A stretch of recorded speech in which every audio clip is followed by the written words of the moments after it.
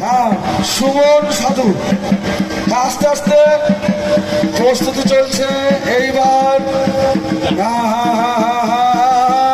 এই যে ঢুকে যাচ্ছে, দেখুন আপনার টিভি ফলো করুন, টিভিটা বড়, টিভিটা ফলো করুন, দেখুন কিভাবে ঢুকিয়ে দিচ্ছে চামড়ার মধ্যে পুরো বড়শি। দেখুন দেখুন কিভাবে ঢুকিয়ে দিচ্ছে, দেখুন